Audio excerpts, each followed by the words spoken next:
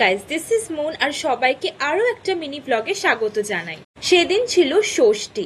আমি আর আমার বান্ধবী মিলে বেরিয়ে পড়েছিলাম আমাদেরই এরিয়ার কিছু ঠাকুর দেখতে। সোদপুরেও কিন্তু দুর্গা পুজোর খুব ভালো ভালো প্যান্ডেল হয়, আর এই প্যান্ডেলটাও কিন্তু খুবই ইউনিক আর সুন্দর ছিল। পুরো কাঁচ দিয়ে এই প্যান্ডেলটা গড়ে তুলেছিল।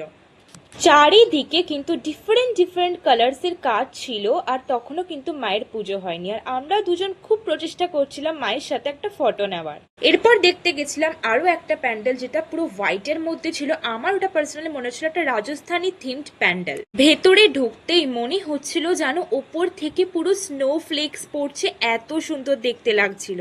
আর তারই মাঝখানে মায়ের মুখটা দেখে আহা, মনটা যেন শান্তিতে ভরে গেল। এরপর পেয়ে গেছিল খিদে, তাই চলে গেছিলাম চাউম্যানে খেতে। স্টার্টারে নিয়ে নিয়েছিলাম চিলি স্কুইড, যেটা খেতে দারুণ ছিল এবং স্পাইসি ছিল। ভেতরটা একদম স্কুইডটা নরম ছিল, উপরে ক্রিস্পিনেস ছিল। মেইন কোর্সে নিয়ে নিয়েছিলাম এগ চিকেন রাইস নুডলস, তার সাথে হংকং চিকেন। নুডলসটা ভালো ছিল, কিন্তু চিকেনটা জঘন্য থেকেও জঘন্য খেতে ছিল।